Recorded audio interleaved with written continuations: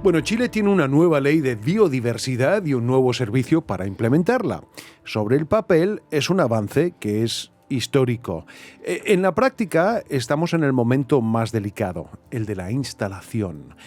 Aaron Cavieres conoce ese proceso desde adentro. Estuvo de hecho en CONAF y participó también en la etapa inicial del SBAP, el nuevo servicio de biodiversidad y áreas protegidas. Y hoy la idea es que nos ayude a responder una pregunta simple pero bastante urgente. ¿Estamos construyendo un sistema de conservación coherente o solamente estamos sumando piezas? Aaron, bienvenido a Clima de Cambio. ¿Qué tal? ¿Cómo estás? Hola, buenos días. Un gusto estar acá. Bienvenido, Aaron. Y de ese punto de quiebre interesante que plantea Amaro es lo que tenemos que conversar, ¿no? ¿Estamos construyendo algo coherente o estamos simplemente pegando piezas o estamos construyendo un sistema que en la práctica no tiene presupuesto, no puede funcionar? ¿Cuál es tu mirada? Sabemos que publicaste una columna bien interesante con nuestros amigos de Ladera Sur. Tú me decías un poco técnica. Tratemos de traer eso técnico a las personas que somos, digamos, más legas en la materia. ¿Cómo ves tú esto y qué te hubiera gustado hacer también? Porque fuiste el primer director del SBAP elegido por Alta Dirección Pública, asumiste a fines del año pasado y en marzo rápidamente se te pide la renuncia al comenzar el nuevo gobierno. Exactamente. Claramente esta ley marca un punto de cambio en el país. Hay que pensar que es un país que se dedica a recursos naturales y estaba pensando, antes de entrar acá, que en alguna medida esta es una suerte de nueva política industrial del país. Suena raro lo que digo. ¿Por qué? Porque Chile es un país que se dedica a recursos naturales y una política industrial. Chile es lo que es en recursos naturales, en producción, exportación, todo eso, producto del trabajo de Frei Montalva y Allende, una tremenda política industrial, que no se ve, que aparentemente surgió de dictadura, sin embargo surgió de ahí. Ahí se armó todo el sistema. Una política industrial completa. Sin embargo, no tenía esta parte. Basada en recursos naturales, no tenía todo este. Y llegamos atrasados a eso. Y en ese sentido digo que una política industrial evidentemente busca darle sustentabilidad a nuestra producción y también busca, y esa es la base importante también, responder a nuestra identidad. Los chilenos y chilenas consideramos que la naturaleza es nuestra identidad. Eso está por todos lados, somos abiertos. Entonces es una ley muy importante tanto para el alma chilena o para el espíritu nacional como para la producción, para lo material. Y en ese sentido, una ley que es muy amplia porque recoge un atraso muy largo, ¿no es cierto? O sea, tenemos muchos años de atraso. O sea, estamos hablando, perdona, más de 50 años. Exactamente. Si uno hubiese diario junto con la política industrial de recursos naturales, más de 50 años, tranquilamente, ¿no es cierto? Y, por lo tanto, es muy amplia. Pero básicamente, y aquí el punto que ustedes señalan, ¿no es cierto?, es que lo que los legisladores y las legisladoras quisieron armar fue un sistema de conservación de la naturaleza guión la biodiversidad. Y por eso tiene dos componentes, ¿cierto? Un componente son las áreas protegidas, que tenemos bastante, pero dispersas, y las empieza a integrar. En eso estamos ahora, ¿no es cierto? En este momento estamos viendo ese tema de cómo se integran. Claro. Y otro es que las cosas no se sostienen simplemente por un sistema de áreas protegidas porque hay mucho territorio en nuestro medio. Yo creo que un buen ejemplo de esto, de cuán difícil es para las especies en particular, también para los ecosistemas, el caso del águila calva en Estados Unidos. Siempre lo uso porque ilustra muy bien. A mediados del siglo pasado, el águila calva, el símbolo norteamericano, empezó a iniciar un proceso de extinción. Como nosotros con el huemul. Exactamente. Voy a ir al huemul inmediatamente. Lo que pasa es que este lo ilustra muy bien porque hicieron esto. Nosotros tenemos que hacer eso. Y lo que sucede allí es que se van a estudiar el águila y claramente el sistema de parques no daba para eso, porque el águila llega mucho más allá de los parques, ¿no es cierto? Y se encontraron con que el problema, como todos lo sabemos, era que, entre otras cosas, el DDT, ese pesticida, estaba generando el quiebre de los huevos del águila calva y, por lo tanto, no sobrevivía, entre otras cosas. Entonces empezaron a seguir la cadena. Se alimentaban los ríos, entonces, ¿qué pasa? ¿Cuánto DDT llega a los ríos? ¿Cuánto DDT quedan los peces? O sea, uno empieza a seguir y va más allá de las áreas protegidas. Y para eso son los instrumentos de conservación fuera de las áreas protegidas. Para que podamos, el huemul, preocuparnos del huemul más allá. Está protegido en ciertas áreas. Sin embargo, va más allá. Se encuentra con el ganado, que le transmite enfermedades. Se encuentra con los perros silvestrados que lo matan. y otras acciones. Entonces, Y perdona, se encuentra además también con otro tope, y es que en Chile en general las instituciones son bastante parroquiales. ¿En qué alcance? De que de repente hay privados, como por ejemplo, ¿verdad?, la Fundación Willow Willow, o de repente tienes también instancias como Rewilding Chile, que quieren hacer cosas y resulta que el Estado le pone topes y no hace nada tampoco para salvaguardar al huemul, o poco. sin duda, esto requiere una acción público-privada. Todo esto y el punto del instrumento de conservación fuera del área protegida, en esencia, involucra a los privados de una manera fuerte. Y están estos ejemplos, también están ejemplos de algunas empresas forestales que han hecho corredores y tienen un trabajo. O sea, esto que genera para algunos temor, ¿no es cierto?, de la conservación fuera del área protegida, es también algo que estamos haciendo. Y ahí es importante que la ciudadanía y la sociedad completa, el sector empresarial en particular, entienda que esto es base de lo que tenemos que armar para proteger nuestro patrimonio, ¿ya? Claro. Entonces, yendo al punto que me planteaba, la preocupación más importante es cómo esta ley que tiene estos dos elementos, que los tiene relativamente separados, los integramos. Y ahí surgen las dudas de si acaso vamos a ser capaces y es necesario, en ese sentido, avanzar en integrar esos instrumentos.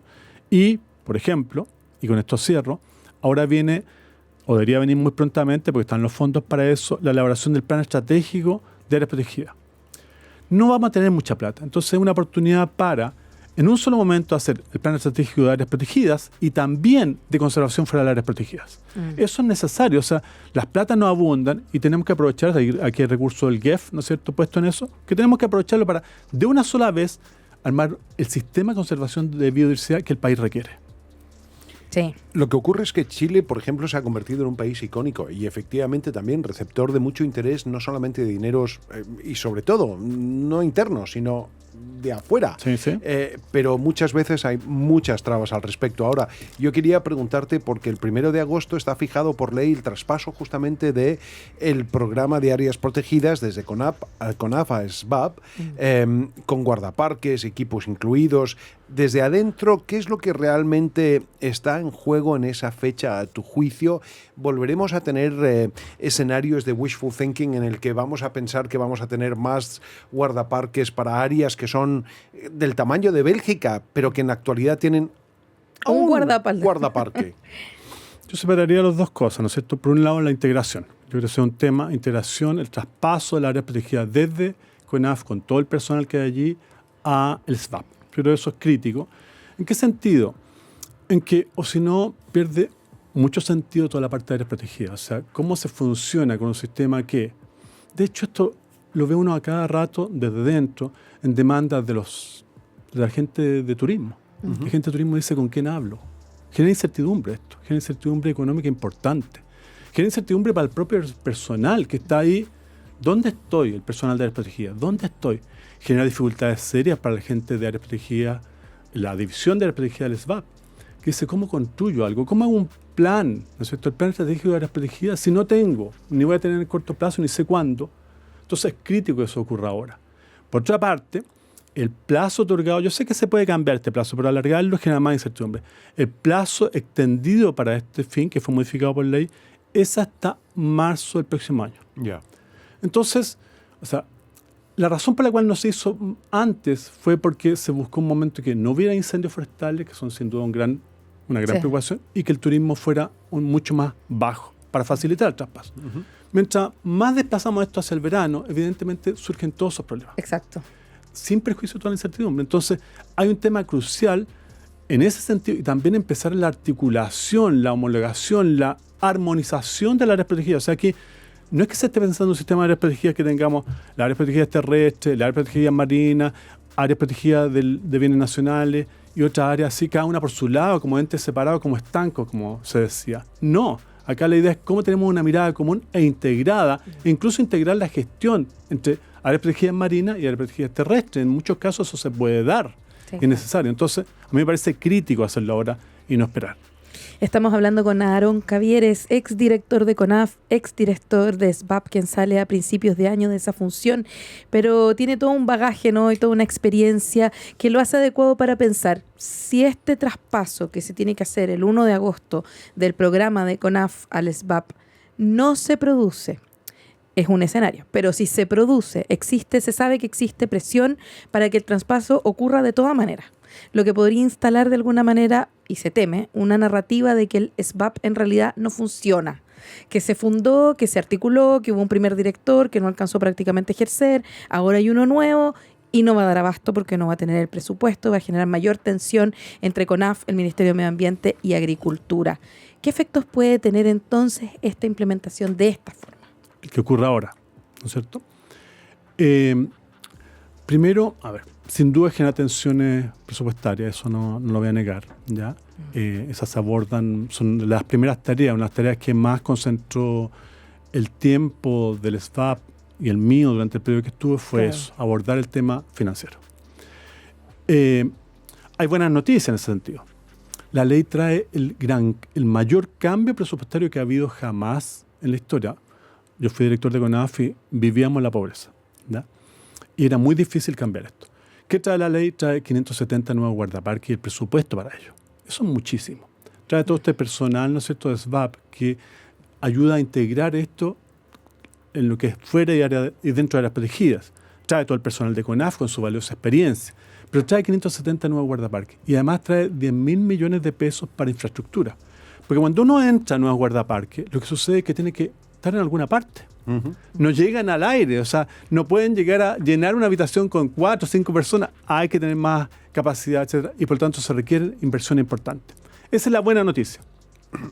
La noticia difícil es que había áreas donde teníamos virtualmente nada de presupuesto, porque en CONAF había y hay un presupuesto importante. Sin embargo, en la parte de áreas marinas, y eso está documentado, había mucha más debilidad presupuestaria. Y también había un déficit importante. Ese déficit, si se proyecta, varios estudios lo muestran así, tenemos que, de aquí al 2030, tenemos un déficit importante que es necesario abordar. Y ahí un punto importante es que las áreas protegidas esta dimensión tiene una dimensión económica también. O sea, las áreas protegidas hoy día son la base importante del turismo. El turismo hoy día es el 3,5% del PIB, lo que es muchísimo.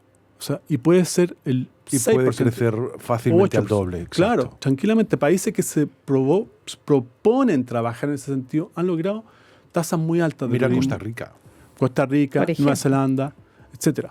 Entonces, se requiere inversión precisamente, entre otras cosas, para eso también. Uno, para sostener nuestro sistema y nuestra base de sustentabilidad, y otro, porque además nos genera ingresos. Sí. Entonces, lo que tenemos es que se requiere una acción estatal importante. O sea, parte de la mirada que vimos fue la necesidad de tener una inversión importante que sabemos que no está fácil, la sabíamos desde antes. Nunca pensamos en un sueño que el Estado coloque plata de golpe. No pensamos eso porque evidentemente no sabíamos que esto era difícil. Entonces, lo que estuvimos viendo fue un programa financiero multilateral, vale decir, un préstamo que nos permitiera colocar esos recursos paulatinamente, incrementar los ingresos de las áreas protegidas por la vía del turismo bien hecho, incrementar los ingresos del país y, por lo tanto, tener un saldo más o menos positivo. Claro. Y además tener un fondo patrimonial, lo que se llama endowment, ¿no es cierto? Sí. De tal modo tener una caja larga que nos vaya permitiendo aportar punto a punto en ciertos temas. Eso, iniciamos las conversaciones para ese fin, no la alcanzamos a terminar, pero me parece crucial. O sea, aquí no vamos a resolver el tema de otra forma si es que no es con una inversión, que hay que ver los mecanismos, hay que ser inteligente para ese fin, pero hay que ver los mecanismos para lograrlo. Y yo creo que ahí está la clave, porque de lo contrario, como se decía, podemos terminar en una situación intermedia análoga a la que vivíamos en términos de debilidad presupuestaria. No institucional, pero sí debilidad presupuestaria. Nos quedamos con el deseo. Oye, yo te mencionaba además Costa Rica como ejemplo en América Latina, sí, porque me parece que es otro puntal, y después sigue Chile, pero bastante distante, porque Costa Rica, por ejemplo, ¿verdad? Estaba viendo y los datos son impresionantes. Efectivamente es un 8% del PIB en turismo. ¿Y sabes cuánta área tiene además protegida? 25,5% de toda la superficie terrestre del país. En eso estamos cerca, estamos en el 23. Pero aún así, lo que nos falta es la plata para sostener bien el sistema. Incrementar esa cantidad de recursos. Y hablaste de plata, y eso es súper relevante, como para ir cerrando esta entrevista, Aarón Cavieres. El servicio SVAP, tú fuiste parte inicial, ¿cierto? Del inicio, que está, como decía Amaro, en el gran desafío de ponerse en marcha. atrajo profesionales altamente calificados, científicos, muchos motivados por un fuerte compromiso con la conservación. Pero hoy día hay Un ruido desaguisado. interno. ¿Cómo lo vas a poner? Estoy poniendo ruido interno, suena más Vale, bonito. ok. Ruido interno, ciertos recortes que se han hablado, incluso se hablaba de que el presupuesto iba a ser X y hoy día el tono con los recortes generales en que estamos en este Renuncias país y demás. va a ser un 30% del presupuesto del que se hablaba primero. Por lo tanto, los profesionales están mirando si se van, si se quedan, cómo logramos tener a la mejor de las gentes al servicio de proteger nuestras áreas marítimas y terrestres protegidas y la biodiversidad, si estamos en esta incertidumbre y el horizonte, por lo menos por los 4 años, pareciera no estar todavía muy claro. ¿Cómo lo ves tú, que fuiste el primer director? Sin duda no es una fuente de ánimo. Evidentemente No, me preocupa, conozco el personal, ¿no es cierto? Conozco a las personas y lo valiosas que son. Además, este es uno de los pocos servicios, si no el único, no me atrevo a ser taxativo, que es todo elegido por algún sistema de concurso. Mira, Una parte importante es ¿Cómo lo alta fuiste dirección. tú? Sí, una parte es alta dirección, como fui yo, pero el restante es por un sistema de concurso interno validado por el servicio civil. O sea, por el mismo sistema. O sea, Sí, sí. todas las personas que están ahí vienen de un proceso de selección. Entonces, un cuerpo altamente profesional y no estaríamos desperdiciando eso. ¿Qué decir? O sea, claramente tenemos que colocar atención legislativa, ¿no es cierto?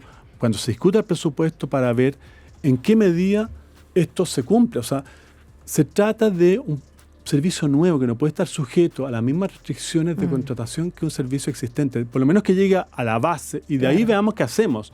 Sobre todo pensando en que se requieren iniciativas más grandes para financiar el total del sistema. Pero lleguemos a la base, lleguemos a los 380 profesionales, lleguemos a los 570 guardaparques, lleguemos a los 10.000 y tantos millones, porque si no, hay razones para que la ciudadanía diga esto no está funcionando, la verdad es que era un cuento y yo no quiero que eso sea, y me imagino que la ciudadanía, ni los parlamentarios, este proyecto fue aprobado costó tanto. en 5 administraciones, por lo tanto pasó por todas las miradas y salvo, entiendo, 2 parlamentarios, el resto lo aprobó, todos aprobaron este proyecto. Entonces, bueno, es el momento de ponerse con esto.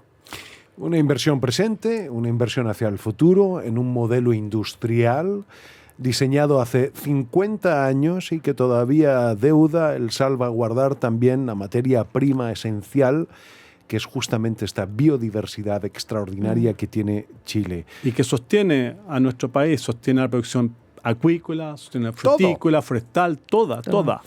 ¿Y qué pasó con el águila calva? El águila calva evidentemente inició la recuperación y hoy día está recuperada, ¿no es cierto? Producto de esta gestión fuera de las áreas protegidas. Muy bien, con ese vuelo es que cerramos esta entrevista. Un gusto. Eso. Muchas gracias, Aaron. Gracias.